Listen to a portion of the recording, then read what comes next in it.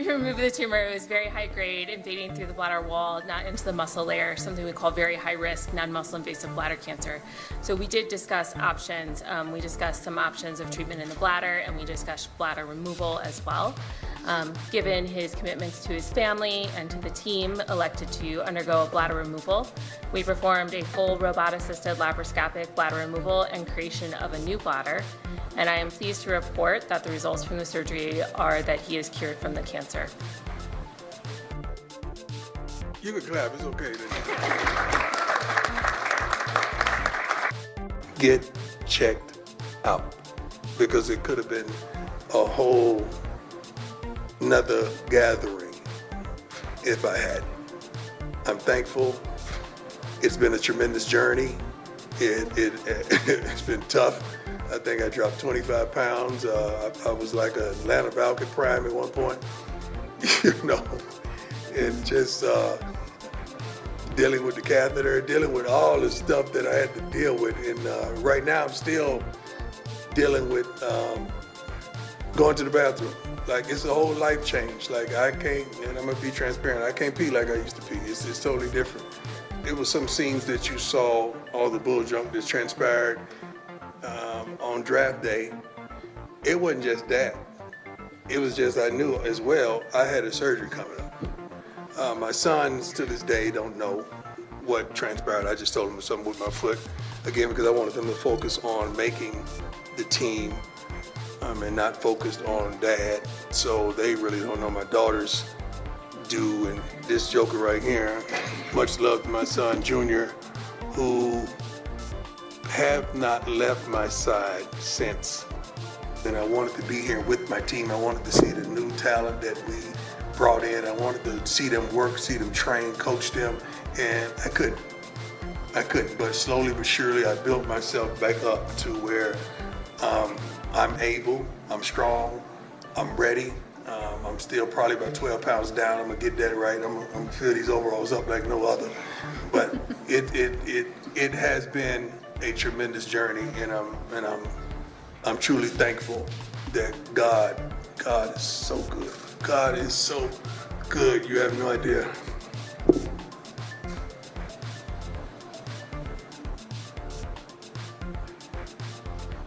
You have no idea.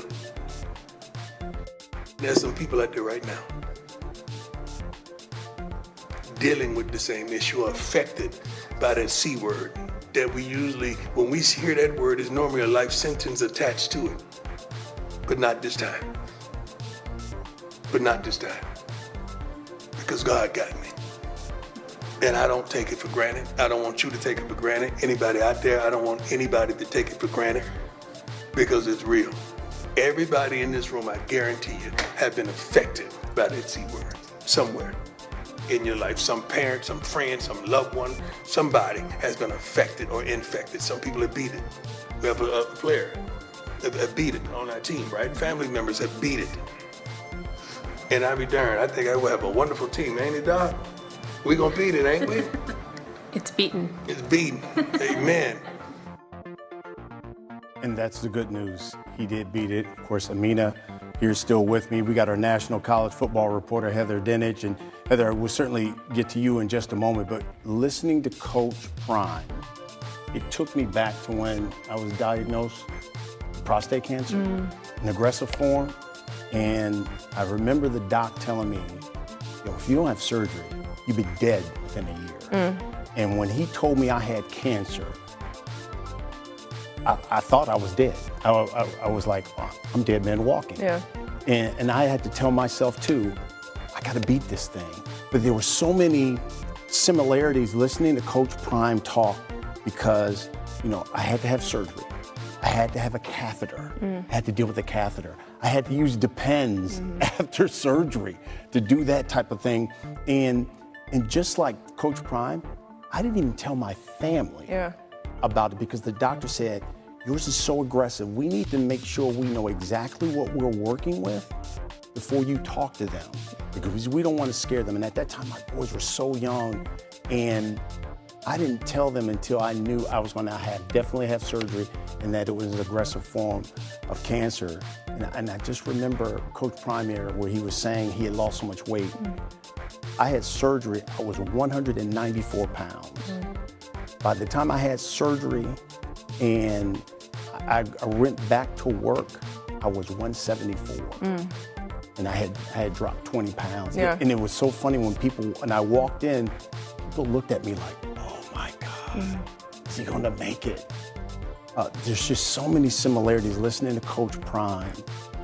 Like, oh my goodness, it's taking me all the way back to when I had. Yeah, and that was the one thing that stood out to me as well, was him talking about not letting his sons know, right? Wanting them to focus on the NFL draft. And when you hear Deion's story, you go back and you start thinking about some of the criticisms that he was dealing with while dealing with that. You know, watching his son slide in the draft, dealing with that as well, and trying to, you know, balance all of those things. That's what I thought about just watching him up there. It's like, okay, you're dealing with, you know, not only just a health issue, but a serious health issue, and then trying to be a father at the same time and be strong for them at the same time without letting them see you what you're going through. And one thing I also thought was interesting was that he reached out to Randy Moss as well.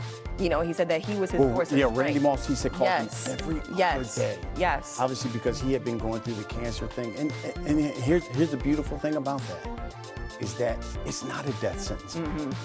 You can beat it. And I just, man, it was just so good to hear him say, men get checked, because that's the lesson out of all of that. Had he not gone to get checked, you know, as he said, it would probably be meeting for something different. Yeah. Again, our Heather Dinich is with us as well. Heather, you are so plugged in, obviously, when it comes to college football.